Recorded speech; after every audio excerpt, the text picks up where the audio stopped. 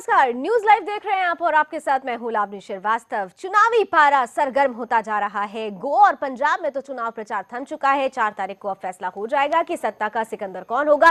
लेकिन यूपी की बात अगर की जाए, जिससे देश की दिशा और दशा तय होती है, वहां पर अब तमाम पार्टियों ने अपनी पूरी तैयारी झोंक दी है, पूरी शक्ति झोंक दी है। और यही वजह रही कि शुक्रवार का दिन बहुत खास रहा।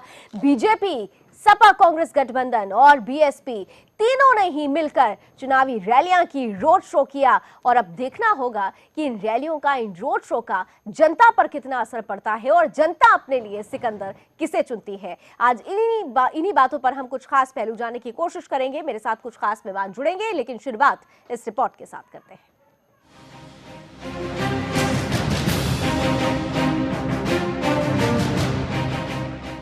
फरवरी की दस्तक ने सूरज की चमक को निखार दिया है। सुबह में सर्दी और दिन में गर्मी का एहसास अब होने लगा है। लेकिन राजनीतिक गलियारों में माहौल हमेशा गर्म ही रहता है। पंजाब और गोवा में चुनावी शोर थम चुका है और अब वहां जनता की बारी है। इधर यूपी में नेताओं की पूरी तैयारी। आगरा में अखिलेश राहुल तो मेरठ में अमित शाह। ऐसे में मायावती भला कहां पीछे रहने वाली। मायावती ने भी बुलंदशहर में हुंकार भरी। बात बीजेपी के अमित शाह की करते हैं। अमित शाह ने मेरठ में रोड शो किया। इस दौरान शाह ने राहुल और अखिलेश को आड़े हाथों लिया। शाह ने कहा कि दोनों शहजादों ने देश और प्रदेश को लूटा है। मैं आज कहना चाहता हूं, ये दोनों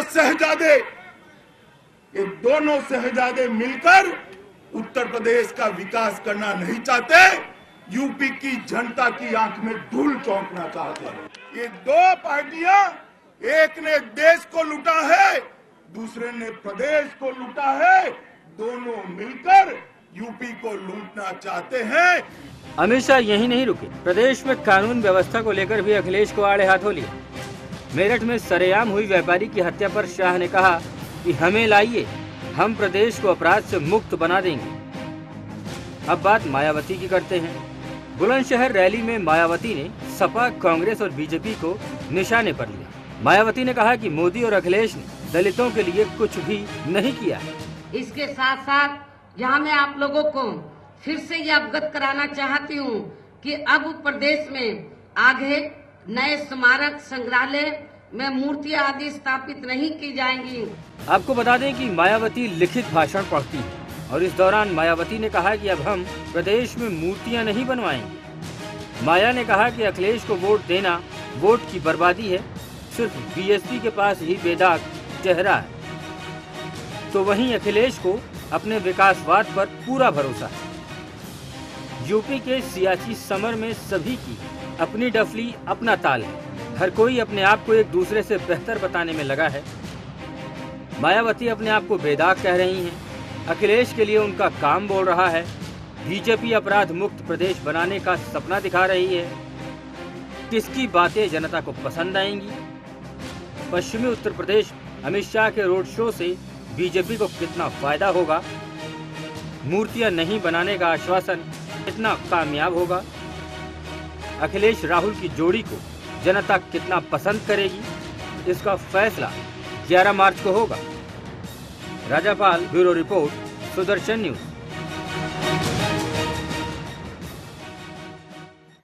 तो 11 मार्च को पता चल जाएगा सत्ता का सिकंदर कौन होगा। लेकिन उससे पहले सिकंदर बनने की तैयारियां सबने कर ली है। हर कोई शक्ति प्रदर्शन कर रहा है। और इसी सिलसिले में चलिए लिए चलते हैं आपको सीधे आगरा, जहां पर इस वक्त सपा कांग्रेस गठबंधन के दोनों शहजादे राहुल और अखिलेश जनता को संबोधित करते हुए क्या कुछ खास कह रहे हैं, इस पर एक नजर डालते हैं। धन्यवाद, नमस्कार, जय हिंद।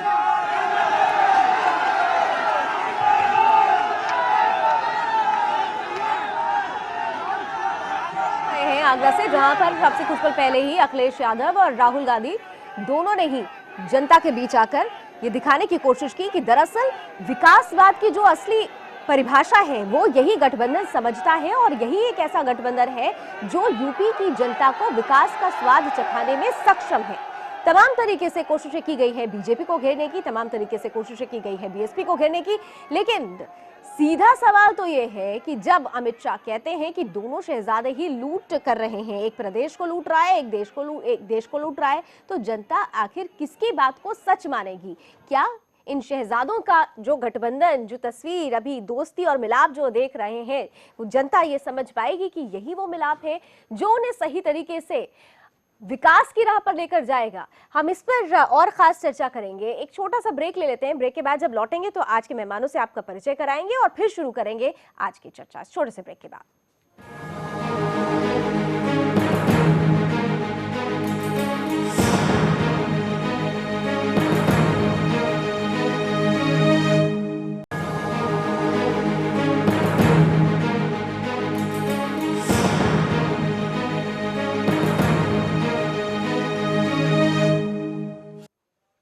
यूपी का पारा सरगर्म है क्योंकि सत्ता का सिकंदर बनना है और इसीलिए पूरी शक्ति, पूरी ताकत लगाई जा रही है। चलिए आपको आज के मेहमानों से आपका परिचय करा देते हैं। इस वक्त मेरे साथ स्टूडियो में मौजूद हैं कांग्रेस का प्रतिनिधित्व करने के लिए पवन शर्मा जी, बहुत बहुत स्वागत है। साथ ही साथ बीजेपी से हमारे साथ जुड़ रहे हैं संदीप दुबे जी। संदीप जी बहुत स्वागत। और जाने माने वरिष्ठ पत्रकार पुष्प रंजन जी हमारे साथ खास तौर से हैं, बहुत बहुत स्वागत है सर। मैं शुरुआत पवन शर्मा जी के साथ करती हूँ। पवन शर्मा जी, रैलियां दर रैलियां हो रही हैं, लेकिन आज बड़ी बात कह गए बीजेपी के राष्ट्रीय अध्यक्ष अमित शाह, कह गए कि दोनों तो शहजादे हैं, एक ने देश को लूटा है, दूसरा प्रदेश को लूट रहा है। देखिए, अमित शाह जी का तो काम ही यही है दूसरों पे आक्षेप लगाना। अगर देखा जाए जो गुंडा राज की बात करते हैं अमित शाह जी, खुद देख लीजिए उनके ऊपर कितने चार्ज लगे हुए हैं। यूपी की बात करिए ना सर, यूपी में गुंडा राज तो सीधे सीधे मेरठ में जहाँ पे रैली हो रही है वहीं पे व्यापारी को मारा जाता है। इलाहाबाद से मैं आती हूँ, वहाँ पे सीनियर डॉक्टर को घुस के मार देते हैं। कहाँ से बात देखो, अगर कहीं बात पूछी गई तो उसका जवाब भी ये है कि अगर खुद उनके ऊपर कितने चार्जेस लगे हुए हैं, वो 2010 में खुद जेल में गए हैं। स्वामी मिल गई है सर, मौर्य जी जो है, नहीं जो अध्यक्ष हैं, यूपी के अध्यक्ष हैं, उनके ऊपर देख लीजिए 11 केसेस लगे हुए हैं। पवन शर्मा मुझे बताइए, देख लीजिए, जनता को व्यक्तिगत किसी का क्या चल रहा है उससे मतलब नहीं है। जनता ये चाहती है कि हमारा विकास कौन करेगा। जनता ये चाहती है कि यूपी में लॉ एंड ऑर्डर की व्यवस्था ठीक हो। जनता ये चाहती है कि बुलंदशहर जैसी हालत ना हो। हर कोई चाहता है लॉ एंड ऑर्डर ठीक हो। आप मुझे बताइए, अगर उन्होंने, आपने लिखा कि शहजादों पे वार, आप मुझे एक भी केस बता दीजिए इनके ऊपर, इन लोगों के ऊपर जो कह रहे हैं कि लूटा है, प्रदेश को लूटा और देश को लूटा। कोई एक केस बता दीजिए। जो केस भी निकल रहे हैं वो सारे के सारे बरी होते जा रहे हैं। देखिए, आक्षेप लगाना बड़ा इजी बात है और इजी काम भी होता है, लेकिन काम करना अलग बात है। काम करके दिखाएंगे। ठीक है, चलिए आपकी बात का जवाब देने के लिए मेरे साथ बीजेपी से खास मेहमान फोन लाइन पर जुड़ रहे हैं। विजय सुनकर शास्त्री जी जुड़ रहे हैं। विजय जी बहुत बहुत स्वागत है आपका सुदर्शन न्यूज में। आपने देखा कि किस तरीके से आज समाजवादी पार्टी और कांग्रेस के गठबंधन की जो एक तस्वीर है, वो तस्वीर आज चेहरों के रूप में सामने थी। अमित शाह जी कहते हैं कि दोनों शहजादों ने एक देश को लूट रहा है, एक प्रदेश को लूट रहा है, लेकिन यहाँ पर पवन शर्मा जी तो दूसरा ही आरोप लगा रहे हैं। पवन शर्मा के आरोप लगा रहे हैं ये तो मैं नहीं जानता लावनी जी, लेकिन मैं इतना जरूर जानता हूँ कि यूपीए की सरकार में समाजवादी पार्टी का पूरा समर्थन था और यूपीए की सरकार ने जी भर के पूरे देश को लूटा। कितना लूटा है, इसका इतना शर्मनाक लूट हुई जिसको कि इतिहास में दर्ज हो गया है और जमीन से लेके आसमान तक लुटाई हुई थी। आज वही लोग उत्तर प्रदेश में फिर हाथ मिलाए हैं उत्तर प्रदेश को लूटने के लिए। जहां तक उनके प्रतिनिधि के रूप में उन दलों के अगर ये दोनों शहजादे हैं तो इनको बुरा क्यों लग रहा है कि उनके ऊपर क्यों नहीं आरोप लगे नहीं है क्या? कितने आरोप लगे केंद्र की सरकार पर, कितने आरोप लगे हैं। लेकिन विजय जी, आज की रैली में एक बड़ा आरोप जो अखिलेश यादव की तरफ से लगाया गया, उन्होंने सवाल बाकायदा पूछ लिया कि क्या भाई किसी ने अच्छे दिन देखे?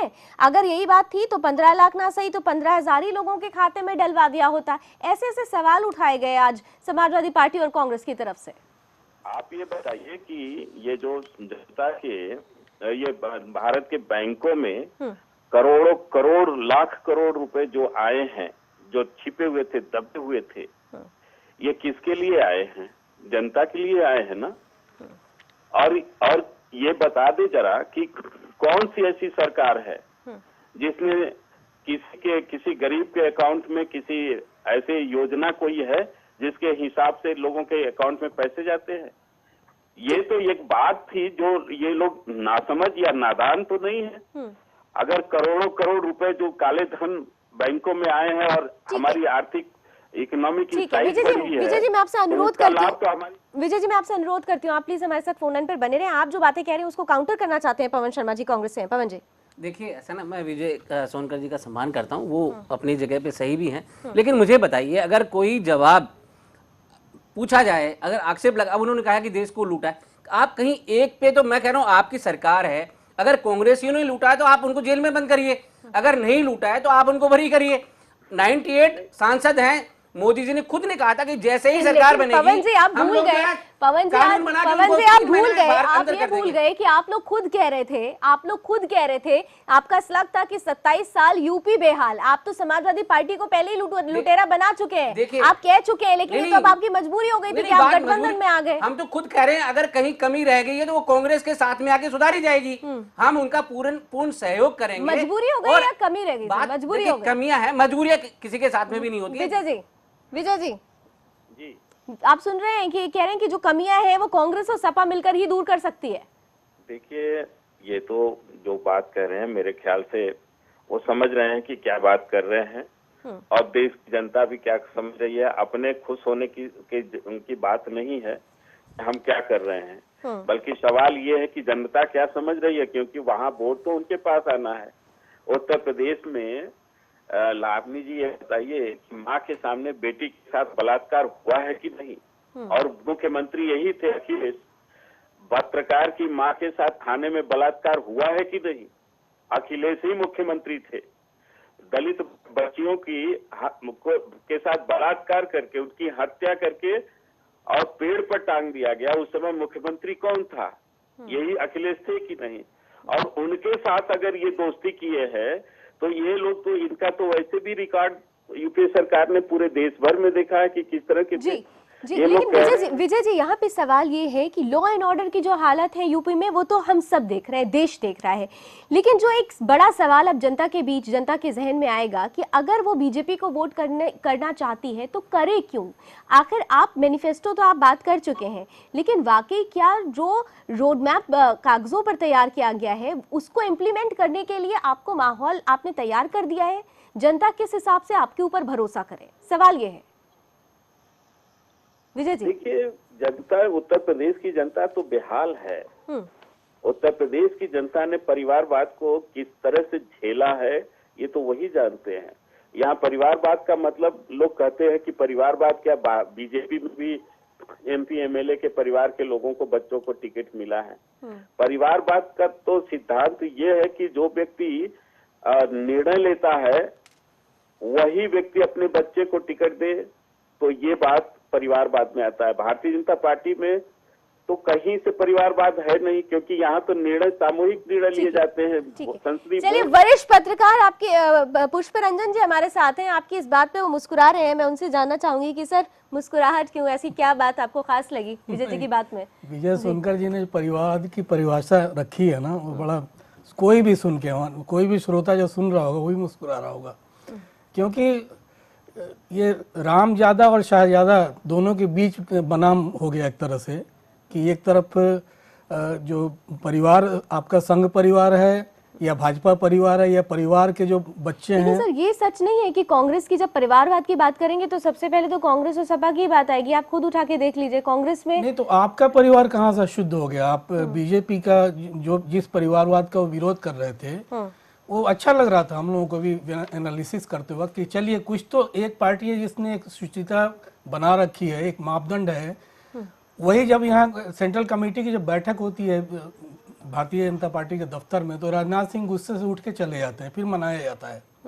तो आखिर दबाव तो बना, तो अब जाके टिकट दिया, सीटिंग एमएलए का टिकट काट के आप टिकट दे रहे हैं। तो एक तरह से अब शाहजादा की बात कर रहे हैं, तो आपके यहाँ भी बहुत सारे छोटे छोटे शाहजादे हैं जी। शाहजादा हमें तो लगता है लोकतंत्र में ये बिल्कुल गलत हो रहा है। जो मैकियावेली ने जो प्रिंस का कंसेप्ट दिया था वो प्रिंस, छोटे लोकतंत्र- छोटे प्रिंस दिख रहे हैं यहाँ बिल्कुल, पर भारतीय लोकतंत्र में तो आखिरी पंक्ति में खड़ा हुआ जो व्यक्ति है जी। वो महत्वपूर्ण अब होता जो है। कार्यकर्ता है ठीक है। बीजेपी का या कांग्रेस का भी ठीक या है। सपा का भी, अब उसे टिकट चलिए, तो नहीं मुझे मिल रहा है, परिवारों को मिल रहा है एक टिकट। ब्रेक लेना पड़ेगा। अब एक ब्रेक मुझे लेना पड़ेगा। संदीप जी, ब्रेक लेना पड़ रहा है, मैं उसके बाद आपके पास आऊंगी। मैं अनुरोध करूंगी सभी मेहमान मेरे साथ बने रहे। दरअसल उत्तर प्रदेश की जो चुनाव की एक सीधे तौर पर अगर कहा जाए, जो परिपाटी, जो पैमाना तय किया गया है वो विकासवाद तय किया गया है, लेकिन विकासवाद के स्वरूप को, विकासवाद को आखिर समझ कौन रहा है? जनता भी कंफ्यूजिंग स्टेट में है। क्या कुछ होने वाला है? आगे बढ़ेंगे, चर्चा को जारी रखेंगे, लेकिन इस छोटे से ब्रेक के बाद।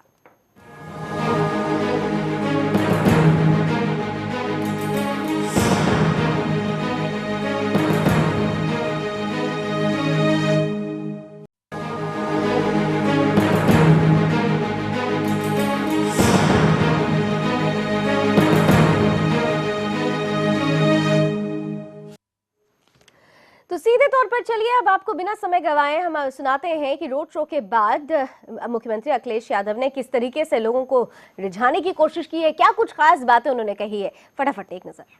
का पहला चरण है और सोचो अगर पहले चरण में ये जोश और उत्साह होगा तो चुनाव जब आगे बढ़ेगा तो सोचो कितना जोश उत्साह दिखाई देगा। मैं साथियों का उत्साह और जोश जानता हूं। जब कभी ये साइकिल चलाते हैं तो कभी कभी खुशी में, उत्साह में, जोश में हैंडल छोड़ के भी पैडल तेजी से और साइकिल को तेज ले जाते हैं। लेकिन अब तो साइकिल के साथ हैंडल पे हाथ भी है, तो सोचो रफ्तार क्या होगी। केंद्र सरकार का बजट भी आ गया, केंद्र सरकार का बजट भी आ गया। बताओ किसी गरीब किसान नौजवान को कुछ मिला हो तो बता दो, जिन्होंने अच्छे दिनों की बात कही और हमें आपको सपना दिखा दिया अच्छे दिन का। बताओ उन्होंने हमें आपको सबको लाइन में लगा दिया, धोखा दिया देश को, देश की राजनीति को धोखा दिया। और जब भी बीजेपी के लोग अपनी बात कहते हैं तो जहर निकालते हैं। इसलिए सांप्रदायिक ताकतों के खिलाफ विकास के रास्ते पर हम और राहुल जी साथ साथ आए हैं।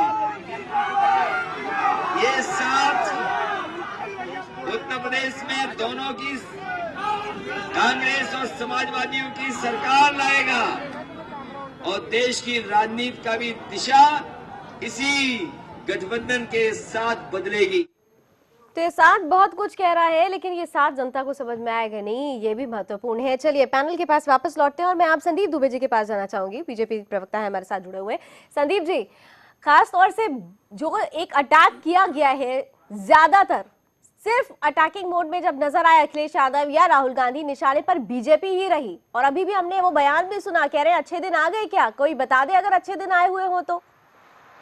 देखिए मुझे बात समझ में नहीं कि जो चुनाव हो रहा है, अखिलेश सरकार के 5 साल के कार्यकाल, जो अखिलेश सरकार की नाकामी रही है, जनता अखिलेश सरकार की नाकामियों को भूली नहीं है। अखिलेश सरकार के खिलाफ जनता वोट दे रही है।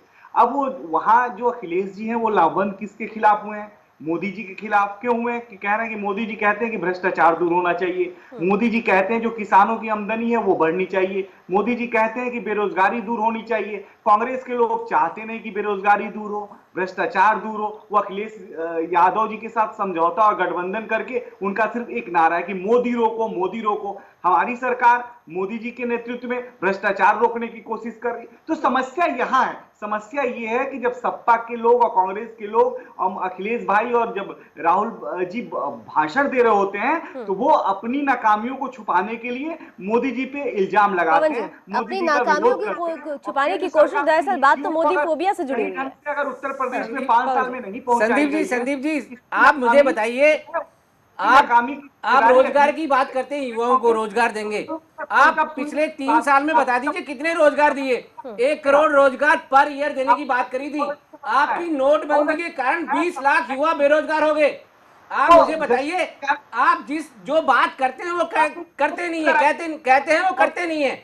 आप लोगों के हाथी के दांत खाने के और दिखाने के और हैं। आप दिखाते कुछ है, करते कुछ है, जबकि हकीकत में ऐसा आपके साथ में मुद्दों पे बात हो रही है। इतना घटिया सोच और इतनी नहीं घटिया आप देखिए, आपने रोजगार देने की बात कही, मेरा उसी को जवाब है।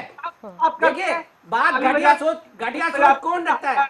कांग्रेस ने हमेशा पॉजिटिव सोच रखी है और रखेगी। अगर सरकार का साथ देना है तो कांग्रेस ही देगी। अच्छा पवन जी, एक सवाल मैं करूंगी। संदीप जी की आवाज थोड़ी क्लियर नहीं आ रही है। मैं पवन जी आपसे एक सवाल करूंगी कि आप बार बार जिस विकास की आप लोग बात कर रहे हैं, बार बार जिस जनता की आप बात कर रहे हैं, आप कह रहे हैं कि जनता को छला गया है बीजेपी की तरफ से, लेकिन आपको नहीं लगता, मेरा सवाल फिर से, आपको शायद लगेगा कि मैं सवाल दोहरा रही हूँ, लेकिन सवाल वहीं आकर अटकता है कि अगर आपको ये तमाम सच नजर आ रहा था, आप तमाम तरीके से उत्तर प्रदेश की जनता को एक नई तस्वीर देना चाह रहे थे, तो आपको 27 साल यूपी बेहाल नारा देना ही नहीं चाहिए था, क्योंकि उस 27 साल में तो समाजवादी पार्टी भी है, उसमें बीजेपी भी है, उसमें बीजेपी भी है, बीएसपी भी है, लेकिन समाजवादी पार्टी पर आप लोगों ने खूब अटैक किया है। लॉ एंड ऑर्डर, जब मुझे याद है दादरी के केस में, मथुरा के केस में, बुलंदशहर के केस में बहुत अटैकिंग रहे हैं आप हम लोग। तो अभी भी कह रहे हैं, अगर लॉ एंड ऑर्डर की स्थिति खराब है तो उसको सुधारेंगे आके। ये गठजोड़ तभी तो हुआ है, कुछ कमियां उधर रही हैं। रणदीप सुरजेवाला जी ने कहा था कि हम अकेले उतरेंगे और बड़ी पार्टी के रूप में उतरेंगे। कई बार तो मजबूरी हो गई क्या? ऐसे समीकरण बन जाते हैं जिनकी वजह से, देखिए ये कोई मजबूरी नहीं है, कोई भी राजनीति में कोई दुश्मन या दोस्त नहीं होता। जहाँ पे ये देखा जा सकता है कि जहाँ जनता की भलाई का मैटर जहाँ आ जाता है तो उसमें हाथ भी मिलाया जा सकता है हर चीज के लिए। पवन जी, यहाँ पे जनता की भलाई तो नजर ही नहीं आ रही है। यहाँ पर तो लग रहा है कि अपनी भलाई के लिए अगर आप मजबूर नहीं होते तो आप गठबंधन नहीं करते। सबको अपनी अपनी सत्ता चाहिए, अपनी सवारी चाहिए। देखिए, कोई भी राजनीतिक दल जो है उसका पहला मेन उद्देश्य जनता की भलाई होता है। जनता सर, जनता कहाँ है इसमें? गठबंधन से जनता को क्या फायदा? आपको तो कम बात करना था। आप देखिए, जहाँ जगह जगह रैली कर रहे हैं, जनता के भले के लिए तो कर रहे हैं। देखिए, कोई भी अगर काम किया जाएगा जनता की भलाई के लिए किया जाएगा। संदीप जी कुछ कह रहे हैं, संदीप जी की बात सुने थे, फिर मैं आऊंगी पुष्परंजन जी के पास। यही आपका नारा था, गरीबी बढ़ती जा रही है देश में, बेरोजगारी बढ़ती जा रही है, शिक्षा है पूरे तरफ, कहीं स्कूल कॉलेज बेहतरीन ढंग से काम नहीं कर रहे हैं। शर्म आनी चाहिए उस उत्तर प्रदेश में जहां आपने सबसे ज्यादा दिनों तक शासन किया है। क्या स्थिति है आज की डेट में? और आप की कथनी और करनी में 27 साल में 5 साल आपकी सरकार रही है। उत्तर प्रदेश बनेगा कि नहीं बनेगा? पुष्परंजन जी, सवाल ये है कि अपने अपने दावे हैं, अपने अपने वायदे हैं, वो तो तमाम पार्टियां करती हैं क्योंकि चुनाव है। खास तौर से अगर मैं देखूं यहाँ पर, आपसे सवाल मेरा ये है, एक और तो ये पार्टियां एक दूसरे पर आरोप लगा रही है, यूपी को किसने छला है किसने नहीं छला, इस पर बातें हो रही है, लेकिन आज जो एक ज्वाइंट रोड शो जो है लखनऊ के बाद खासतौर से आज जो किया गया है आगरा में, कहीं ऐसा तो नहीं है? आ रही हूँ संदीप जी, एक सेकंड, पुष्परंजन जी से जरा इस सवाल का जवाब ले लूं। आ रही हूँ संदीप जी, दरअसल एकता जो दिखाने की कोशिश की जा रही है, आपको नहीं लगता कि ये एकता सिर्फ जनता के लिए, वोटर्स के लिए नहीं है, ये एकता उन कार्डर्स के लिए भी है जो कहीं ना कहीं से नाराज हैं? वो चाहे समाजवादी पार्टी में वो कार्डर हो जो चाहता नहीं था कि कांग्रेस से गठबंधन हो, या फिर कांग्रेस का वो कार्यकर्ता जो चाहते नहीं थे कि हम इतनी कम सीटों पर, बड़ी राष्ट्रीय पार्टियों और 105 सीटों पर सिर्फ लड़ रहे हैं। ये वजह क्या नहीं थी कि सिर्फ जनता ही नहीं, काडर को भी एकजुट करने के लिए ये एकता दिखानी जरूरी थी? नहीं, बिल्कुल, ये एकता के पीछे भी यही उद्देश्य है, लेकिन एक चीज ध्यान देने की बात है कि लखनऊ के बाद आप आगरा की तरफ मुखातिब क्यों हुए? आगरा की तरफ जाने की वजह भी ये थी कि ये जो वहाँ जो जनाधार इनका था पिछले चुनावों में, सपा का भी और कांग्रेस का भी बहुत अच्छा ट्रैक रिकॉर्ड नहीं रहा उस इलाके में। और इन दिनों जो नोटबंदी वाले जो सिलसिला चला, उन दिनों वहाँ का जो जूता का उद्योग या जो भी छोटे मोटे उद्योग आगरा के इर्द गिर्द हैं, वो काफी प्रभावित हुए। और बहुत बड़ा वोट बैंक भी है जो खासकर मुस्लिम बहुल क्षेत्र है वो, तो उसे भी अपनी तरफ आकर्षित करना है। ये भी एक था कि भाई ज्वाइंट हम लेके चलते हैं उस इलाके में और वहाँ एड्रेस करते हैं। जहाँ तक जनता की बात, आप ठीक कह रहे हैं, कार्यकर्ताओं को ज्वाइंट एक एकता दिखाने का भी एक शो है इस रोड शो के पीछे, लेकिन जनता को ध्यान से देखिए, विजुअल्स को देखा जाए तो चारों तरफ पुलिस के जो घेरे हैं दोनों शहजादों के बीच में, वो बीच में और चारों तरफ घेरे हैं, वो घेरा देख के लग रहा है कि जनता बहुत दूर है। हाँ बिल्कुल, और वैसा ही घेरा अमित शाह भी लेके चलते हैं। हाँ, वहाँ भी जनता दूर लेकिन सर, जनता के अगर लगाव की बात करेंगे तो इसी घेरे को तोड़ते हुए हम ये भी देखते हैं कि प्रधानमंत्री नरेंद्र मोदी जनता के बीच में चले जाते हैं और यही वो सीख देने की कोशिश करते हैं अपने दूसरे नेताओं को भी, क्योंकि चुनाव दरअसल जनता के लिए होता है। एक छोटा सा ब्रेक फटाफट लेते हैं, ब्रेक के बाद लौटेंगे तो चर्चा जारी रखते हैं।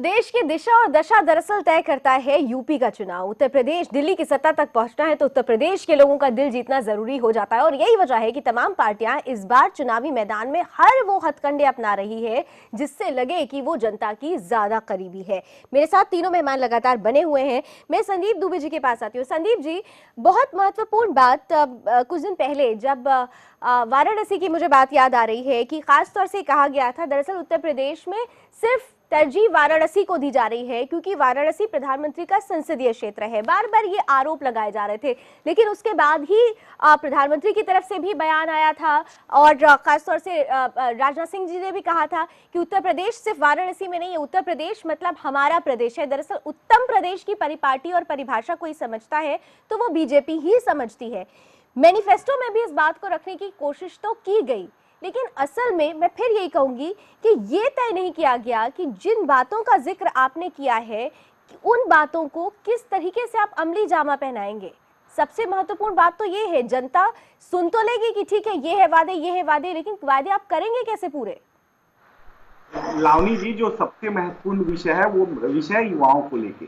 जब हम युवाओं को लैपटॉप बांट सकते हैं, वहां की सरकार लैपटॉप बांटती है, जो केंद्र की योजनाएं अगर उसकी उन योजनाओं को अमली जामा पहना दिया जाए तो युवाओं के पास समृद्धि आएगी। उनको कमाने का जब जरिया मिलेगा वो कमाएंगे, क्योंकि इकोनॉमिक्स का रूल है, गरीब है क्योंकि वह गरीब है। अगर उसके पास संसाधन का अभाव है तो अमीर नहीं हो सकता। तो केंद्र सरकार की जो मुद्रा योजना है, प्रधानमंत्री जी की जो सोच थी वो यही सोच है कि हम उन गरीबों के हाथों में जो वो उनको हम ट्रेंड करें और बेहतर वो भारत बनाने में उनकी भूमिका जो है वो तय। बहुत अच्छी बात आपने कही, बहुत अच्छी बात आपने कही, ठीक है संदीप जी, बहुत अच्छी बात आपने कही, लेकिन यहाँ पर मैं आपको एक बात का जिक्र जरूर करना चाहूंगी। मेरे तीनों मेहमान इस बात को समझेंगे, आप तीनों ही समझेंगे कि ठीक है विकास की आप बात कर रहे हैं, युवाओं के रोजगार की आप बात कर रहे हैं, लेकिन सच्चाई यह है कि भले ही माननीय न्यायालय की तरफ से कह दिया गया हो कि किसी भी तरीके की जाति धर्म का जिक्र नहीं होगा, लेकिन अफसोस के साथ कहना पड़ता है कि उत्तर प्रदेश की जनता का जो एक माइंडसेट है वो कहीं ना कहीं से अब भी उस ओर जाएगा जरूर। ऐसे में आप लोग अपने आप को कहां खड़ा हुआ देख पा रहे हैं? क्योंकि समाजवादी पार्टी कांग्रेस का एक गठबंधन हो चुका है, बहुजन समाज पार्टी भी अपने तरीके से जितनी उसने कोशिशें करनी थी टिकट्स देके वो कर चुकी है। तो ऐसे में आप लोग कहां स्टैंड कर रहे हैं? लावनी जी, इसका जीता जागता उदाहरण है जब मोदी जी कहते हैं कि हमें भ्रष्टाचार दूर करना है, बेरोजगारी दूर करनी है, किसानों की आमदनी दुगुनी करनी है, तो ये चुनाव अखिलेश के खिलाफ है, क्योंकि वहां अखिलेश सरकार के 5 साल के कार्यकाल से लोग दुखी हैं और वहां कांग्रेस इस काम में लगी, इस मुकाम पे लगी है कि जब मोदी जी कहते हैं भ्रष्टाचार मिटाना है, गरीबी दूर करनी है, लोगों को शिक्षा देना है, किसानों को समृद्ध करना है, तो वो कहते हैं कि मोदी को हटाओ, यहाँ मोदी को नहीं लाना है। क्यों? क्योंकि गरीब बनाओ और राज करो की नीति समाजवादियों की और कांग्रेसियों की पुरानी रही है। तो प्रथा को मैं चाहूंगी कि आप इस पर आप जरूर, संदीप जी जो बातें कह रहे हैं आपको लग रहा है आप उससे पूरा इत्तेफाक रखते हैं? नहीं, एक्चुअली संदीप जी थोड़ा सा, चूंकि बहुत मजे हुए प्रवक्ता हैं संदीप जी, तो अपने प्रवक्ता का धर्म निभा रहे हैं इस समय, जो उनका राज धर्म भी है एक तरह से। देखिए, जो ग्राउंड रियलिटी है, बहुत अच्छा लगता है सुन के कि हम विकास करना चाहते हैं, लेकिन आज जिस तरह से योगी आदित्यनाथ ने बयान दिया या अमित शाह ने भी जिस तरह से बयान दिया, उससे लगता नहीं कि विकास की बातें हो रही हैं। उससे ये लग रहा है कि जैसे 73 सीटें जो हैं, जो मुस्लिम बहुल सीटें हैं, उनका ध्रुवीकरण करने की कोशिश हो रही है और खासकर हिंदू वोट को भी इकट्ठा करने की कोशिश हो रही है। उस दिशा में आज का बयान था दोनों बड़े नेताओं का, एक सांसद और एक पार्टी के अध्यक्ष। तो वैसा नहीं लगता अब जिस तरह से आप कह रहे हैं कि वहां पर अमित शाह ने कहा कि 2,78,000 अपराध की घटनाएं उत्तर प्रदेश में इनके शासन में हुई हैं। ठीक है, तो आपके शासन में भी घटनाएं तो हुई हैं। जब भाजपा का शासन 5 साल रहा, वहां पर कौन सा ऐसा शासन है जो शांति काल रहा है? लेकिन ग्राफ तो बड़ा है ना सर, ग्राफ बिल्कुल बड़ा है। ग्राफ तो ये बड़ा है लावनी जी कि अब ये तय होना शुरू हो गया है कि तुम्हारी हमारे समय में जो दंगे की घटनाएं हुई थी वो आपके समय में ज्यादा क्यों है? ये सवाल उठना शुरू हो गया कि हमारा दंगा तुम्हारे दंगे से क्यों बड़ा है। बात यहाँ खुलनी शुरू हो गई। होना चाहिए वो इस सरकार में वो डर और भय नहीं है। यहाँ चाचा का राज था, भतीजों का राज था, भाइयों का राज था। ठीक कह रहे हैं, मैं एग्री हूँ। ज्यादा उत्तर प्रदेश को नुकसान किया नहीं, यहाँ तक कि थाने में या सूबे में या जिले में, संदीप जी, यहाँ तक कि थाने में, जिले में भी एक जाति विशेष के लोगों को रखा गया। ये भी सच है, उत्तर प्रदेश का सच ये भी है कि आप जिस तरह से एक जाति विशेष के लोगों को ब्यूरोक्रेसी में बैठाया इनके शासनकाल में, वो भी एक वहाँ के शासन की जो बुराइयां हैं या अपराध नियंत्रण नहीं होने के पीछे की भी ये बड़ी वजह रही है। पवन जी, लेकिन बीजेपी ने फिर क्या किया? कैराना में जो हिंदुओं के साथ ही, मान लीजिए मैं खुल के कहता हूं कि आप कहते हैं कि NHR की रिपोर्ट आप दिखा के उसके हवाले से कहते हैं कि बहुत सारे हिंदू परिवार उजड़ गए वहां से, तो केंद्र में बैठे हुए जो लोग हैं उन्होंने क्या किया? उनको लेकिन नहीं सर, लेकिन सवाल तो ये उसको तो राजनीतिक तौर पे आप बना रहे हैं। इस सवाल का जवाब तो स्टेट गवर्नमेंट को देना चाहिए। समाजवादी पार्टी ने तो उस रिपोर्ट मान को लीजिए झूठा करार स्टेट दे दिया गवर्नमेंट था। उसमें विफल रही, लावनी जी, मान ली फर्ज कीजिए कि स्टेट गवर्नमेंट विफल रही, तो आप तो कुछ कर सकते थे केंद्र की तरफ से। पवन जी, ये बहुत महत्वपूर्ण मुद्दा उठाया गया है पुष्पेंद्र जी की तरफ से कि अगर ऐसा हो रहा था तो आपकी भी एक जिम्मेदारी थी। पवन जी, देखिए, हमने जब समय आया, हम लोगों ने लॉ एंड ऑर्डर की स्थिति के बारे में अवगत कराने की कोशिश की। हमने उसके लिए आवाज बुलंद करी और हमने धरना प्रदर्शन भी किए। खड़े हो गए सर, उनके खिलाफ धरना प्रदर्शन किया, फिर हम उनके उसको साथ ही सुधारने खड़े हो के लिए गए। खड़े हुए साथ में। हम उस जो चीज हो नहीं पा रही थी, इनसे ठीक नहीं हो पा रहा था, हम उसको उनके साथ में मिलकर सुधारेंगे। जो विकास नहीं हुआ उसको हम सुधारेंगे। ठीक है, जो विकास नहीं हुआ, जो हालात खराब है, उसे सुधारने की कोशिश होगी। तमाम पार्टियां ये बातें कह रही है। माफी चाहूंगी, समय बहुत कम है मेरे पास, मुझे बार बार समाप्त करने के लिए कहा जा रहा है। इतना जरूर है कि एक उम्मीद है, जनता, दरअसल उत्तर प्रदेश की जनता हर पार्टी की सत्ता का स्वाद चख चुकी है। इस बार उसे उस पार्टी को चुनना है जिसका स्वाद कुछ नया होगा, और नएपन के लिए विकास की बातें जरूरी है। कौन देगा विकास और कौन रहेगा बेदाग, इसका फैसला फिलहाल 11 मार्च को जब हम बैठेंगे तो सामने होगा नतीजों के जरिए। फिलहाल अभी बहुत बहुत शुक्रिया तीनों ही मेहमानों का अपनी अपनी बातें, अपनी अपनी राय हमारे बीच रखने के लिए। उम्मीद करते हैं कि अच्छी तस्वीर आएगी, उत्तर प्रदेश वाकई उत्तम प्रदेश बनेगा। फिलहाल अभी बस इतना ही। देश दुनिया की तमाम खबरों के लिए आप जुड़े रहिए सुदर्शन न्यूज के साथ। जय हिंद।